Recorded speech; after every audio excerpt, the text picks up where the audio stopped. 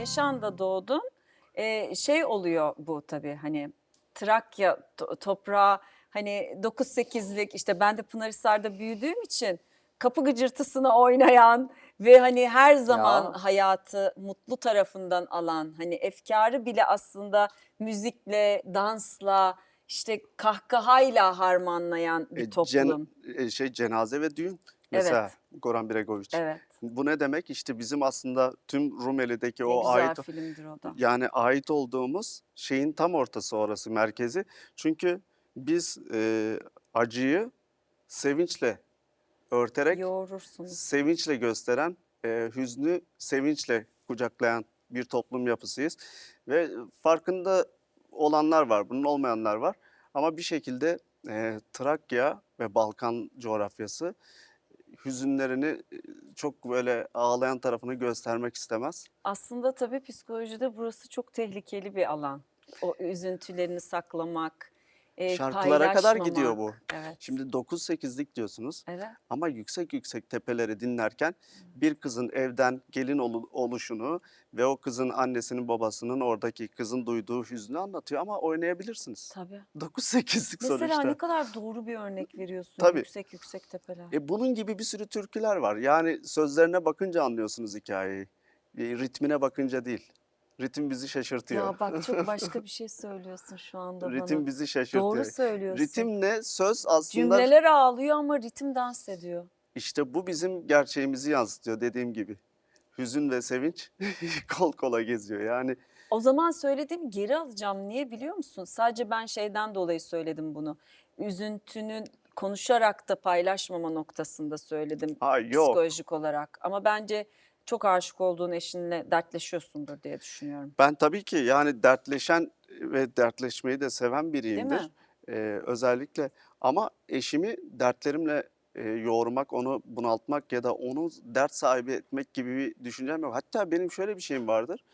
Tabii ki insanlar birbirine muhtaçtır. İnsanlar birbiriyle konuşurken terapi olurlar. Evet. Bu komşuluk, komşuculuk, bizim en güzel geleneğimizin en güzel parçası, ayrılmaz bir parçası.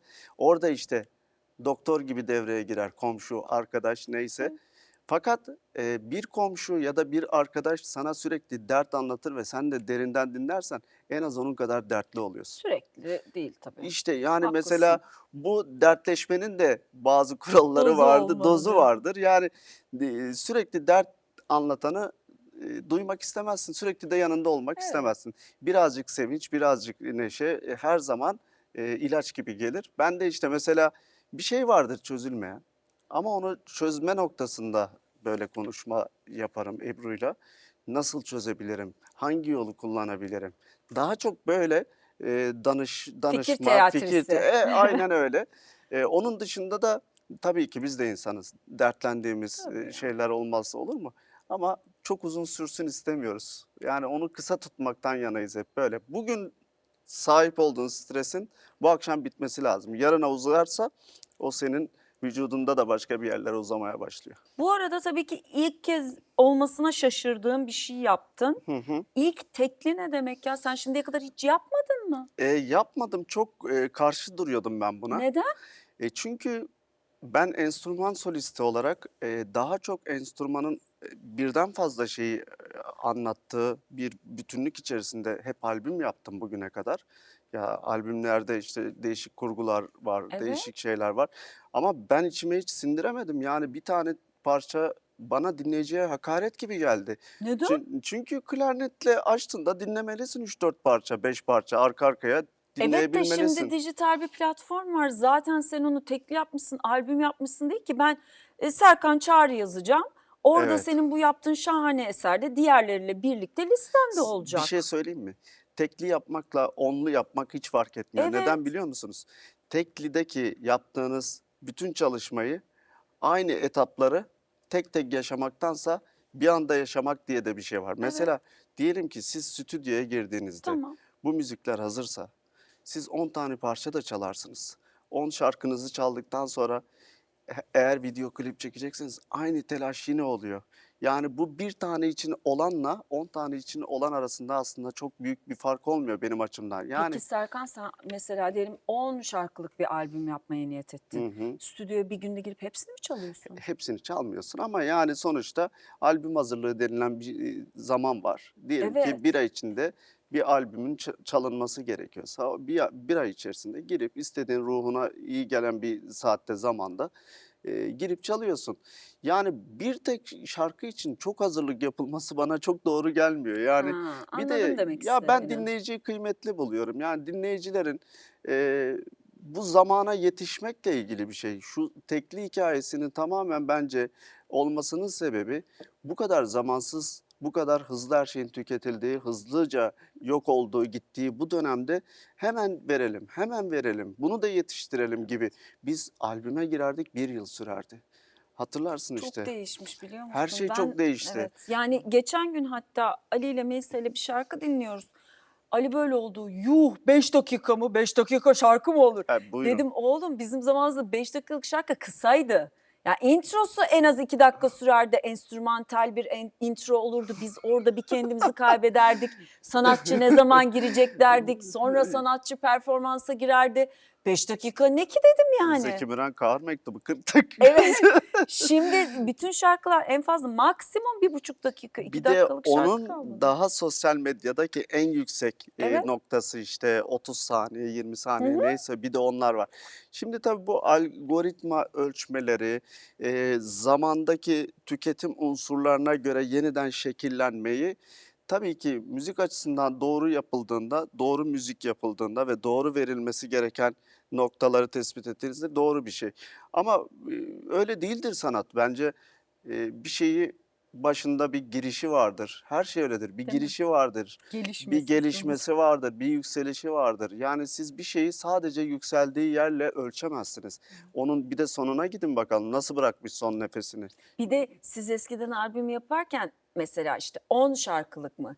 İlk 2 şarkı daha giriş olur. Üçüncü, O dördüncü, sıralama ne beşinci. kadar Evet, önemliydi. çok önemliydi. Yani bir hikayesi vardır o Hikayesi var. dizilimin. Önce giriş, yani sadece bir şarkının içindeki 10 nota değil. 2 şarkı giriş, sonra gelişme, sonra Tabii, yükselme, sonra sonuç. Albüm komple öyle bir şeydi. aynen öyleydi. Ben aslında bu teklide şunu yapmak istedim. Bu arada tekli tekli diyoruz. Tabii ki bayıldığımız, yani bizim jenerasyonumuzun çok sevdiği sevgili Ferda Anıl Yarkın ve Mustafa Tabii, Sandal'ın eseri Sonuna sonuna Kadar. kadar. Bundan bahsediyoruz, bu eserden Neden çaldım bahsediyoruz. acaba bunu? Neden çaldın Sonuna Kadar'ı? Bir dakika Hele ki sen. onu şimdi sana anlatacağım ilk Lütfen defa. anlatır mısın? Şimdi ben sonuna kadar geldim aşkın. Gelmedim değil. Şimdi 90'lı yıllar benim gerçekten her şeyi yaşadığım en zirve yıllarımdan sayılır. Doğru. Neden diyeceksin? Ben 90'larda hayalim olan konservatuvara girdim. Evet. Hayalim olan kadını tanıdım. Evlendin. Evlendim ama zaman zaman tabii ki bu şarkının çıktığı yıllarda bazı zorlukları yaşamadım değil. Bir müzisyen olarak bir ailenin kızıyla beni hayat arkadaşı eşleştirmesi çok mümkün görünmüyordu. Bunun içerisinde ben bir takım zorluklar yaşadım. İstemesek de biz sonuna kadar geldik mesela aşkın Ebru'yla. Umutsuzluklarımız oldu. Hiç bir Olmaz mı? araya gelemeyeceğimiz duygusuna kapıldığımız anlar da olmuştu o vakitlerde. Ama bu sonuna kadar gerçekten orada bizi alıp bir yere uçurup götürüyordu. Bir de 90'larda ben grubumla şöhret yaşamıştım. Şöhret tadı Evet. almıştım grupla Çin'le bekar gezelimi Bekar yaptığımızda. Gezelim ne güzeldi. Yani bizim 90'larda ne yaşadıysam o 90'lardaki o güzellikleri, yaşadıklarımı, kazandıklarımı, kaybettiklerimi hepsini hala böyle çok beni aslında iten güç 90'lardan geliyor. Ve 90'lar sözlü olarak çok tekrar edildi ama bir de sözsüz insanların 90'ları hatırlaması çok önemli. İlk defa belki de klarnetle böyle bir şey yapıldı. 90'ların ruhu sadece nefesten, hayali sizden diyebilirim. Bir de çok sevdiğim bir şarkı. Ferda Anıl Yarkın da çok iyi bir dostum, abim. Buradan Mustafa sevgiler Sandal da Mustafa öyle. Sandal'a Her da, ikisi de Ferda sağ Hanım'la olsun da. bana bu eseri teslim ettiler, çalmam için güvendiler. Ben 90'lara bir nefes borcum vardı ve 90'lara bir nefes gönderdim diyebilirim. Of ya, ne Evet. şanslısın. Yani böyle gönderme yapabiliyorum. İşte diyorum ya ben nefes sadece yaşam için değil, hatırlamak için de var. Yani bazen bir melodi hatırlarsınız. O nefes size o melodiyi hatırlattığında o sizin beyninizden, hatıralarınızdan daha önce aklınıza gelen bir hatırlatma olur. Bir şarkı çocukluğunuzdaki şarkı olduğunda düşünsenize, çocukluğunuza gidersiniz. Bir bakarsınız aşık olduğunuz güne gidersiniz o şarkıyla. Bir bakarsınız ki benim şöyle bir umutsuzluğum oldu. O gün bu şarkıyla teselli olmuştum. Yani aslında müzik bizim beynimizde birçok hayalimizden, daha doğrusu hatıralarımızdan önce gelir.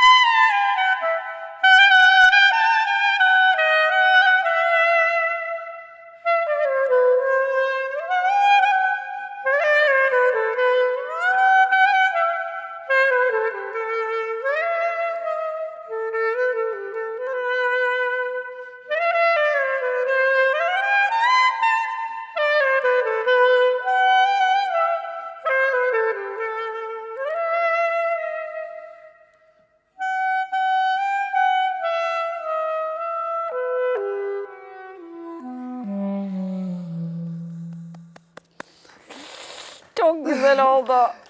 Vallahi böyle diyorum ki bazı oyuncaklar biter, zamanı geçer. Bunun geçmedi işte.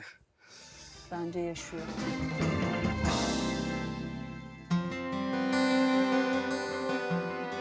Sevgili Serkan Çağrı konuğumdu. Yılbaşı programından sonra bir araya gelmek ikimize de çok iyi geldi. Canım Serkan harika şeyler yapmaya tabii ki devam ediyor. İlk teklisini çıkartmış. Bunun için çok heyecanlı ama yapacakları da daha heyecan verici, en az yaptıkları kadar. Sevgili Serkan sayfasının satırlarını şöyle tamamladı. Umut hayatın umududur.